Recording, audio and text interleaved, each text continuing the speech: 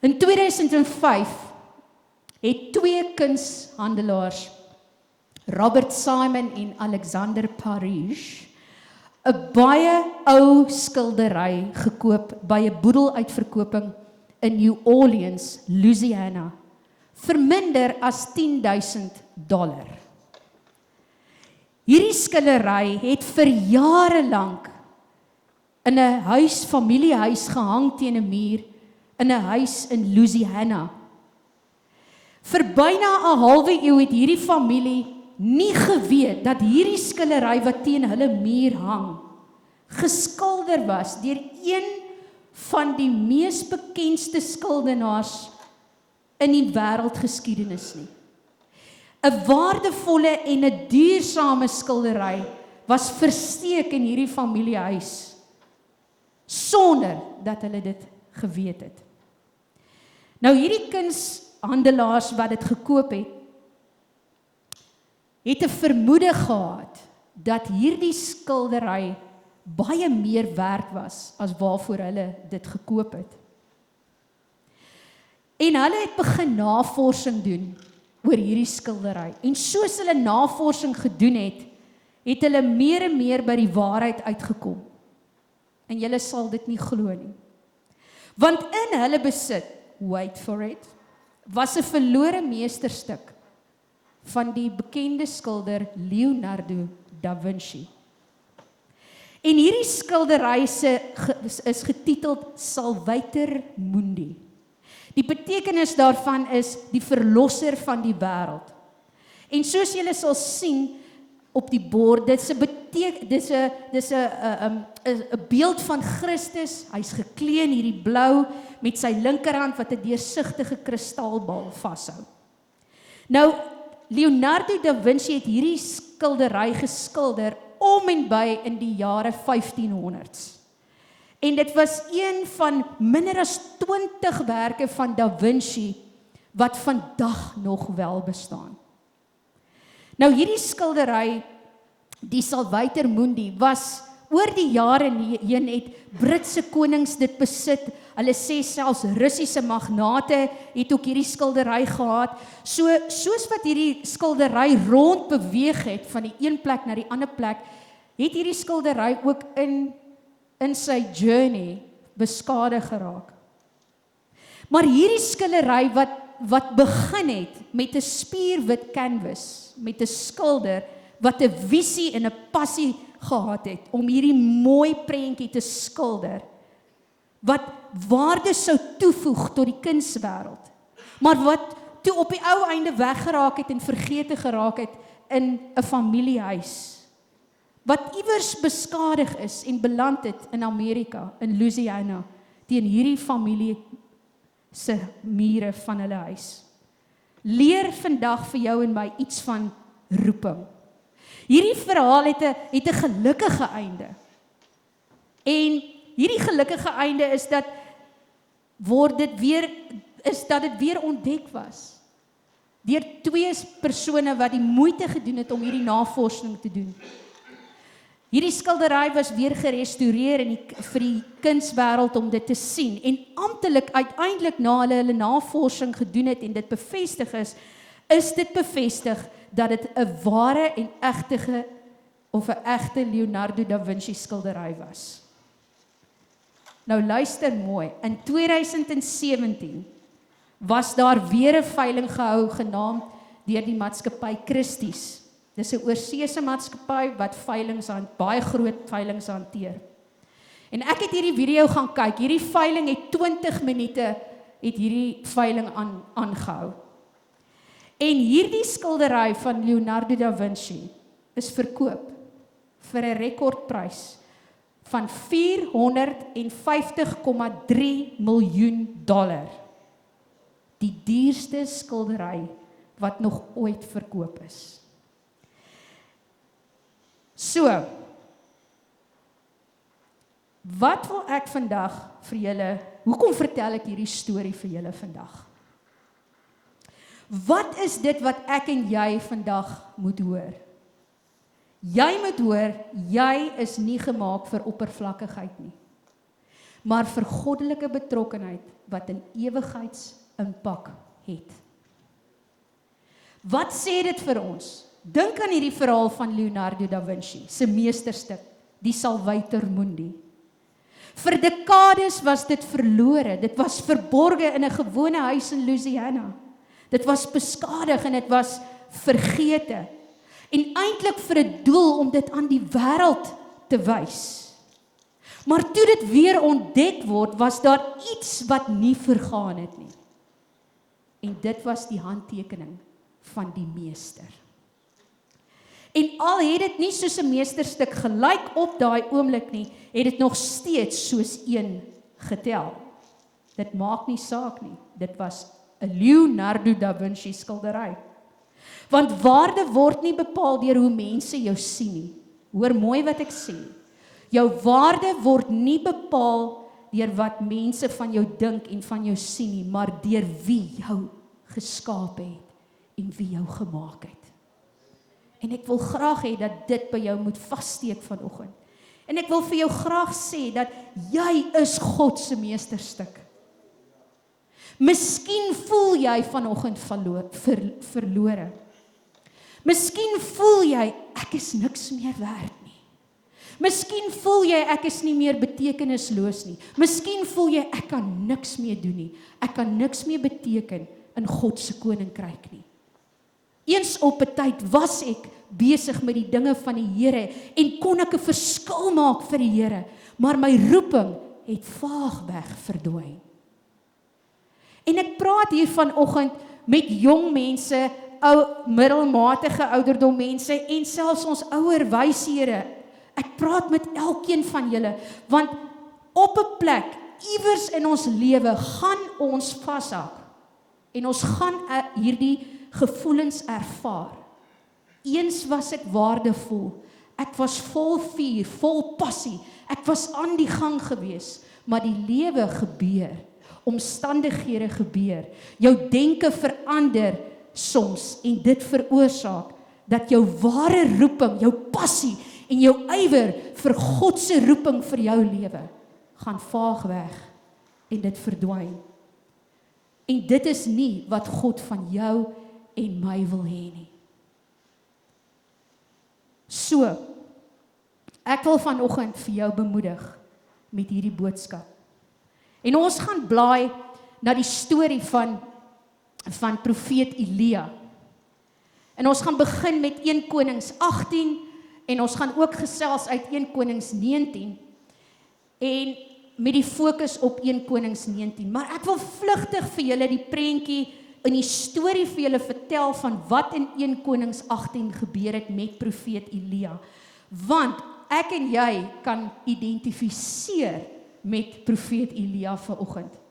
Sou ek en jy vanoggend in hierdie situasie is wat ek sopas geskep het, dalk is. Hou moed, kom ons luister. Nou hierdie gedeelte in 1 Konings 18 het afgespeel op die berg Karmel. En Elia op daardie stadium van sy bediening was hy op koers gewees, hy het 'n visie gehad, hy was vol passie, hy was vol vuur, hy het God se stem duidelik gehoor, die Here het vir hom opdragte gegee en hy het dit uitgevoer. He was on his way, hy was in sy element, want hy was besig om 'n verskil te maak vir die Here. Hy was God se hande op aarde. Maar in hierdie gedeelte daag profeet Elia toe 450 Baal-profete uit tot 'n geestelike kragmeting. En Elia gee toe vir die Baal-profete 'n uitdaging deurdat hulle bymekaar moet kom en ook die volk Israel wat bymekaar moet kom. So tesame ook met die profete, die 400 profete van Azaria. Nou die Baal-profete en die profete van Azaria, hulle was die slegte ouens gewees. Hulle was die ouens gewees wat die mense die afgode aanbid het. En dit was in die tyd van koning Agab, as ek net dit ook vlugtig kan noem. Nou, profeet Elia daag hulle uit en sê vir hulle, hier is 2 bulle, julle groep, julle Baal-profete gaan 'n altaar bou, en die volk Israel gaan ook 'n altaar bou. Julle gaan 'n bul kry, en ons gaan 'n bul kry. En hierdie kragmeting gaan wees dat ons gaan mekaar dan nou uitdaag deur om te sê wat is die bewys en wie is God almagtig? Wie is die werklike God wie ons moet aanbid? En hoe sou hulle dit doen? Profeet Elia sê vir hulle, julle sal die bul op julle altaar sit en dan sal julle bid tot julle God en julle sal uitskreeu tot julle God en dan sal ons sien of julle God die bul of die altaar dan in die brand sal steek. En as dit dan nou nie gebeur nie, dan sal ek tot my God roep en bid tot my God en ons sal sien wie die ware God is. Nou in hierdie geestelike kragmeting het dit toe gebeur dat hulle toe die altare opgerig het en profeet Elia het die 12 klippe gevat en wat die 12 stamme van Israel verteenwoordig het en hulle het hierdie altare opgerig. Die Baal-profete het uitgeroep en uitgeskree vir baie lank. Het hulle gebid tot hulle God. En hulle het gebid. En hulle het gebid. En weet julle wat het gebeur? Die altaar, hulle altaar het nie met vuur aan die brand geslaan nie. En toe dit gebeur, toe sê Elia, goed, ek gaan tot my God bid. En Elia het gegaan en hy het gebid. En hy het God gesmeek. En wat gebeur? Die altaar wat profeet Elia opgerig het, slaan aan die brand. En God maak sy stem duidelik om te sê, ek is die God van profeet Elia. So dis 'n merkwaardige storie. Dis 'n geestelike hoogtepunt, 'n oomblik van oorwinning vir profeet Elia in sy bediening. En baie keer in jou en in my bedieninge ervaar ons hierdie hoogtepunte. Ons voel hierdie vrede en ons kry hierdie vervulling. God is in beheer. Die Heilige Gees werk. Maar jy gaan nou sien, want in 1 Konings 19 gebeur daar nou iets met profeet Elia. Net 'n paar verse later hoor Elia toe dat Isabel was die hoof gewees van die profete van Baal. So sy was onheilig gewees en sy was 'n baie verkeerde persoon gewees. Sy wou vir profeet Elia doodmaak. En ewe skielik, nadat profeet Elia getrou was, on fire was vir die Here, en hierdie groot geestelike hoogtepunt in sy lewe ervaar het, kom hy op 'n punt van sy lewe waar hy ewe skielik vir sy lewe moet vrees, want hulle wil hom doodmaak. En skielik, die man wat pas die vuur uit die hemel sien neerdaal het, hardloop nou vir sy lewe. En as ons blaai na 1 Konings 19 vers 3, dan sê dit, Elia het baie bang geword en vir sy lewe gevlug en hy het na Berseba, 'n dorp in Juda gegaan en sy dienaar daar gaan agterlaat. Ewe skielik beland profeet Elia, 'n man in God se diens, in hierdie situasie. Hy vlug die woestyn in, hy gaan sit onder 'n besembos. Nou, sien net hierdie prentjie van profeet Elia. Hy sit onder hierdie besembos en hy bid die volgende gebed. Vers 4, hy sê, Here, dit is genoeg. Neem net my lewe.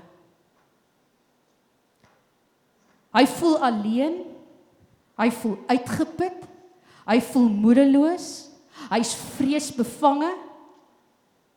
Hier sit profeet Elia, 'n man van God, wat geestelike hoogtes en oorwinnings ervaar het in sy lewe.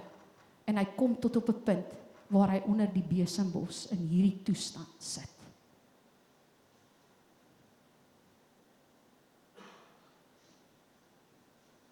Ons lees ook dan in hierdie gedeelte dat die engel wat vir hom kon versorg het, terwyl hy daar onder die boom gesit het. Jy sien, God bly getrou. Jy kan in daai toestand wees, jy kan in daai situasie wees, maar God kyk uit vir jou. Hoekom? Want hy het jou gemaak. Jy is sy kind. Hy sorg vir jou. Hy het die engel gestuur om vir Elia kos te vat en water te voorsien. En nadat Elia toe geëet het, het Elia genoeg krag gehad om op te staan en verder aan te beweeg. En vir 40 dae en 40 nagte het hy geloop tot by die berg Horeb. En daar, by die grot, het hy gekom. Die Here praat met Elia. Kom ons lees hierdie vers van 1 Konings 19 vers 10. Dit sê, Elia antwoord God, ek het u met toewyding gedien, maar die Israeliete het die verbond met u verbreek. U altare is afgebreek, u profete is doodgemaak. Net ek alleen het oorgebly. En nou probeer hulle my ook doodmaak. Hoor julle profeet Elia se hart? Toe ek hierdie gedeelte lees, toe ervaar ek ietsie self wat ek op die oomblik in my hart ervaar het. 'n vraag wat ek ook al gebid het tot God, Here, hoekom? Ek het u toegewyd, nog tot hiertoe, aanbid. Ek het volhard in die bediening, ek het my roeping uitgeleef, maar ek sit onder die besembos, en ek voel net moeg, uitgeput en moedeloos. Het jy jouself nie ook al in so 'n situasie bevind nie? Of miskien ervaar jy dit tans in jou lewe en jy vra dieselfde vraag vir God as wat profeet Elia ervaar. In hierdie gedeelte van 1 Konings 19 vanaf vers 11 tot 12 kom ek lees dit vir julle. Terwyl Elia daar staan, dit is toe hy uitbeweeg het buitekant die grot, het die Here by hom verbygegaan en 'n geweldige rukwind het die berg uitmekaar geruk en die rotse gebreek voor die Here. Tog was die Here nie in die wind nie. Na die wind was daar 'n aardbewing, maar die Here was nie in die aardbewing nie. En na die aardbewing was daar 'n vuur, maar die Here was nie in die vuur nie.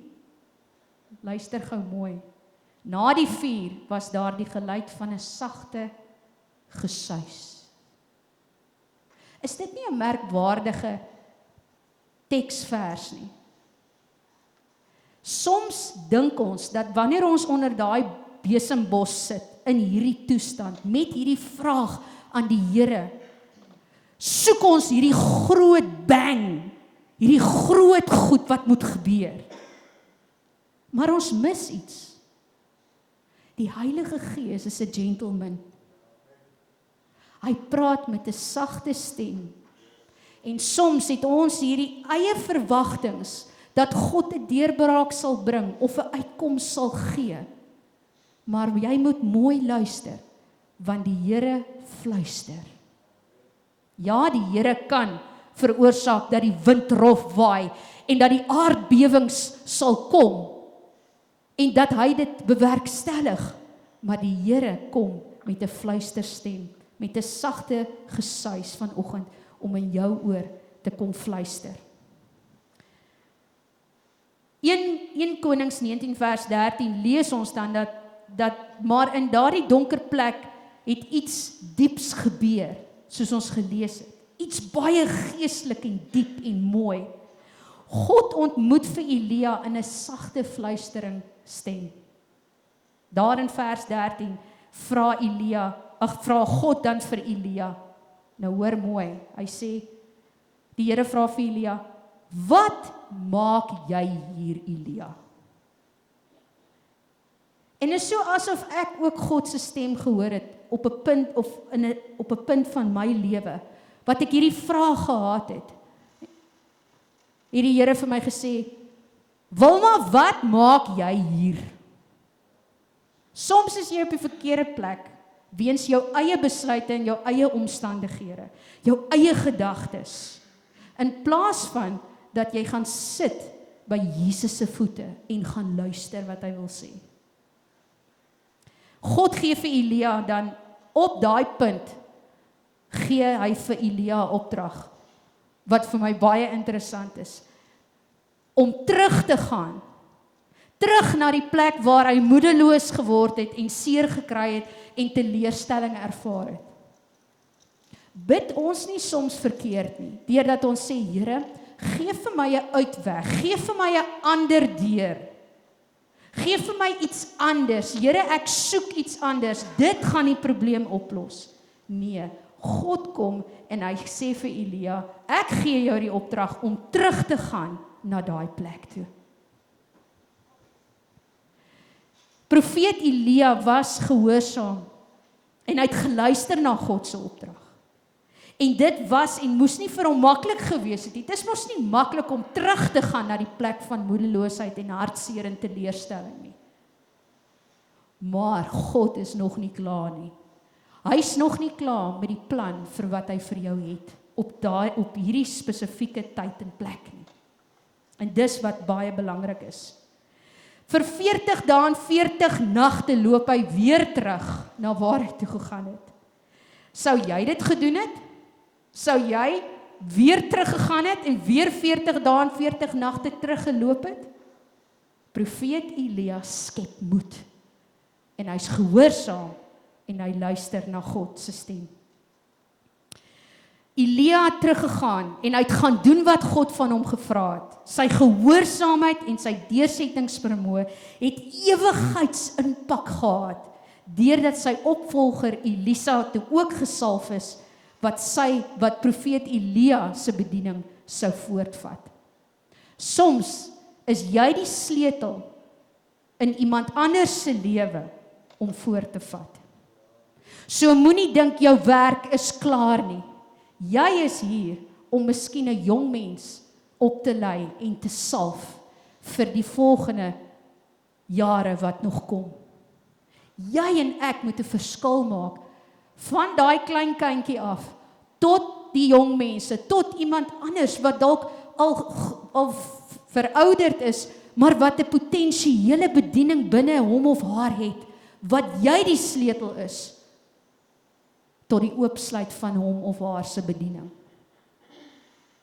En dit is wat jou en my betekenisvol maak. Kom ons kyk eerstens na, jy is nie gemaak vir oppervlakkigheid nie. En ons draai gou ons fokus op en bevind op die feit dat jy dalk jouself moontlik in hierdie situasie van profeet Elia bevind. Voel jy dalk vergete? Voel jy waardeloos, betekenisloos in jou bediening op die oomblik? Jou roeping is nie meer duidelik nie, jou doel hier op aarde is baie vaag weg. Het jy miskien oppervlakkig geraak in jou wandel met die Here? En dis hoekom jy jouself in hierdie situasie dalk bevind. Maar kom ons kyk dan vlugtig, wat is oppervlakkige betrokkenheid? Oppervlakkige betrokkenheid is soms dat ons is te gefokus op die sigbare, die fisiese goed, die fisiese dinge. Ons fokus eerder op prestasie en ons oorreageer en ons emosies hierdie hand oorhand. En ons fokus eerder daarop. En ons is ongehoorsaam deur om nie te luister na God nie. Dis een van die dinge wat oppervlakkige betrokkenheid is. Die volgende vraag is jy dan te veel gefokus op die sigbare in die lewe, op die prestasie in die lewe? Daar's niks verkeerd met prestasie nie, maar prestasie moet kom vanuit die innerlike begeerte. Nie uit 'n plek van ek wil iemand iets bewys nie, of ek wil, die eie ek moet sterf. So, kom ons kyk ook dan prestasie bo verhouding. Dit het ook te doen. En ons lees in 1 Konings 18 vers 36 tot 38. Elia se gebed bring vuur uit die hemel. Maar onthou nou mooi, soms as ons bid en die Here werk deur jou en my. Ons is sy instrument in God se hand en is wonderlik om te sien as die Here deur ons kan werk, hoe mense genesing ontvang, hoe mense verskil kan maak. Maar jy moet bly dat God is die ene wat die werk deur jou doen. So wees versigtig. Dan die ander een is vrees vir mense eerder as vrees vir God. Toe Elia in 1 Konings 19 vers 3 hoor, het hy opgestaan en gevlug om sy lewe te red. Toe Elia hoor, wat het dan geword van daardie groot respek en vertroue in God die Vader, toe hy hoor dat hulle hom wil doodmaak. Hy het gevrees vir sy lewe, en dis menslik. Maar miskien het hy net op daai plek gekom tot onder die besembos, en hy het meer gefokus op dit wat mense doen. Maar ons moet probeer en bly fokus op God, en ons fokus op hom rig. Onthou, wanneer bediening gedryf word deur mense se opinies of dreigemente, is dit oppervlakkig en dit is kwesbaar. Die Heilige Gees moet vir jou en my 'n gees van onderskeiding gee, dat ons getrou sal bly aan die opdrag wat die Here vir my en jou gee. As jy dan nie gemaak is vir oppervlakkige betrokkenheid nie, maar vir goddelike betrokkenheid wat 'n ewigheidsimpak het, wat moet ek dan doen? En waarna moet ek dan streef? Waar skiet ek dan tekort? So kom ons kyk vlugtig. Goddelike betrokkenheid is bediening met 'n diepte. Diepte in bediening kom met intimiteit met God. As jy nie 'n verhouding met God het nie, gaan jy kom dalk waar profeet Elia gekom het om onder die besembos te kom. Ek en jy moet volhard in ons verhouding met God. Vind jou identiteit in Christus Jesus. Maar moenie jou identiteit vind in wat mense doen en wat mense soms sê nie. Daai afbreekende kritiek. Soms kry ons opbouende kritiek en dit vat ons in die gees en ons werk daaraan en ons groei geestelik, maar dit gaan jou nie seermaak nie. Maar moet ook nie toelaat dat die afbreekende kritiek jou daar onder die besembos gaan laat bly sit nie. Wees versigtig en wees sensitief vir die stem van die Heilige Gees. Bediening vloei uit 'n verhouding met God die Vader. En dit is so belangrik. Ware bediening begin in die stilte waar God fluister, nie in die geraas van prestasie nie. Hoor mooi. Soms het jy 'n onrealistiese verwagting van hoe God moet praat en dinge moet laat gebeur om die oorwinning en die deurslag te gee. Maar jy moet luister as hy betekenisvol fluister in jou oor. Jy is nie alleen nie. Hoor mooi wat ek sê. Selfs toe profeet Elia onder die besembos gesit het, hy alleen gevoel het, moedeloos. Wat het gebeur? God stuur 'n engel om hom te kom versorg. En miskien voel jy so alleen met hierdie worstelstryd in jou hart, maar ware bediening dra die las saam met ander. Dis goed om saam in 'n span te wees en vir iemand anders dalk te gaan vra, weet jy, dis soos ek voel, wil jy nie saam met my bid nie? Jy is nie alleen vanoggend nie. En ek gaan vra dat Anton vir ons rustig en saggies kom speel. Onthou, en ek gaan begin afsluit, onthou, 'n meesterstuk verloor nie sy waarde omdat dit beskadig of vergete geraak het nie. Hoor mooi wat ek sê. Met verwysing na die Leonardo da Vinci skildery. 'n Meesterstuk verloor nie sy waarde omdat dit beskadig of vergete geraak het nie. Die handtekening van die meester is steeds daarop gegraveer.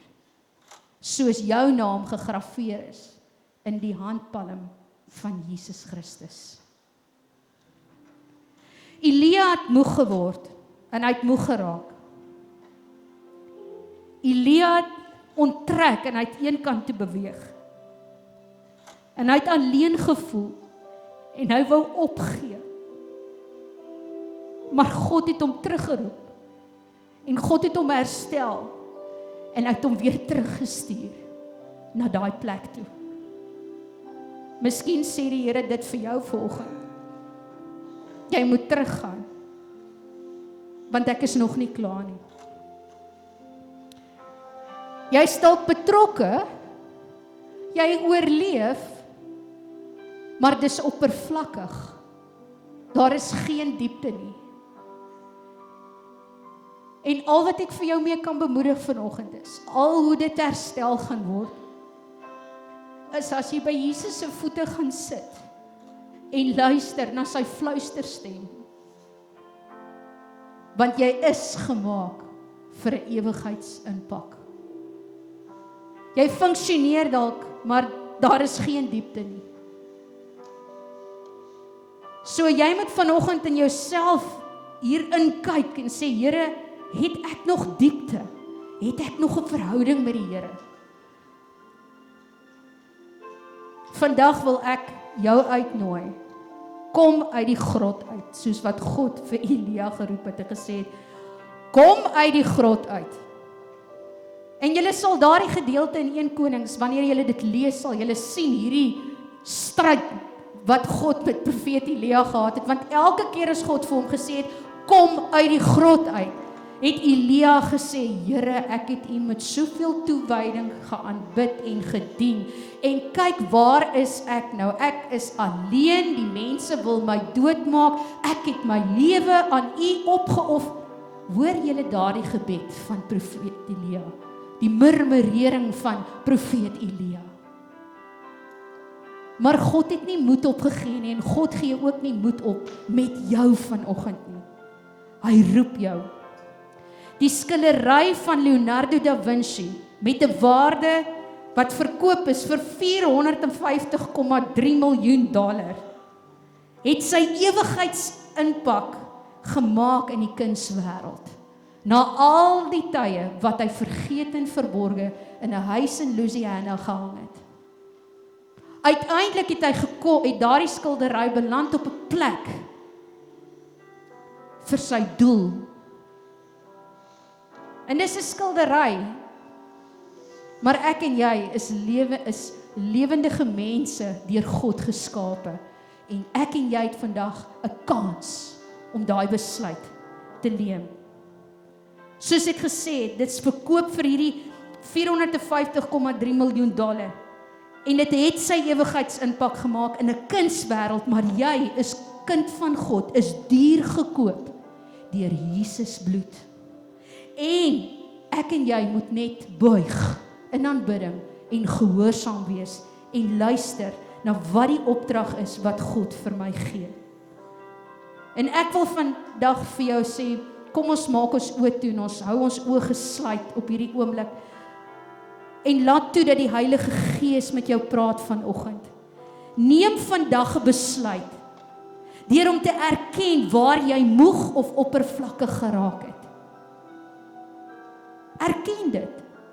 Praat met die Here en sê vir die Here, Here, my verhouding, my roeping het oppervlakkig geraak omdat my fokus verkeerd van die pad afgegaan het. Neem vandag ook 'n besluit en staan op en hervat jou plek in jou roeping. Die Here het 'n plan en 'n doel nog steeds met jou lewe. As jy nie weet wat dit is nie, dan kom gesels jy met my. Jy kom gesels met pastoor Etienne en ons sal jou help en saam met jou bid. Want die Here het 'n plan en 'n doel en 'n plek vir jou. En ek wil verwys na AGS Parel Protea, hierdie gemeente behoort nie aan my of aan pastoor Etienne of aan die bestuursraad. Hierdie is die liggaam van Christus. Die opdrag is, bou die huis van die Here met julle gawes en julle talente. Herontdek weer jou roeping.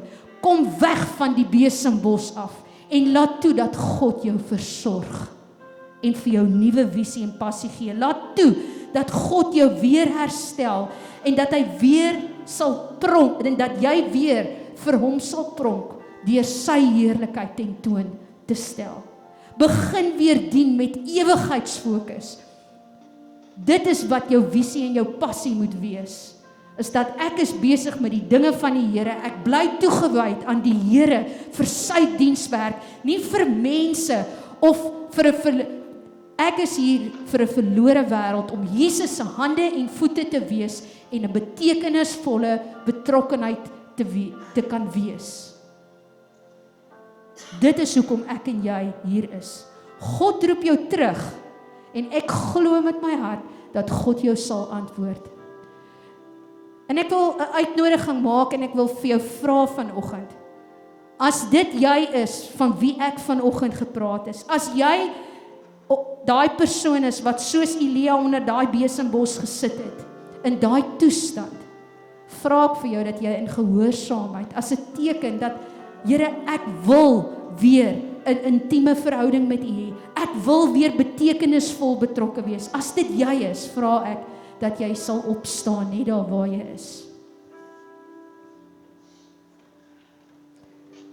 Ek glo dat die Heilige Gees jou wil bedien vanoggend en dat die Heilige Gees vir jou weer wil herstel en jou op 'n plek wil bring waar jy voel, ek voel betekenisvol betrokke. Dankie vir jou gehoorsaamheid. Die Here eer jou hart, gehoorsame hart vanoggend. En ek gaan vra dat die aanbiddingsspan na vore sal kom. En terwyl ons die mense gaan bedien, ek gaan vir julle vra dat julle sal vorentoe kom asseblief. Ek voel net soos wat die opdrag van God was aan Elia om te gegaan het, kom asseblief vorentoe. En ek gaan vra dat Babsie julle my kom help om te kom bedien.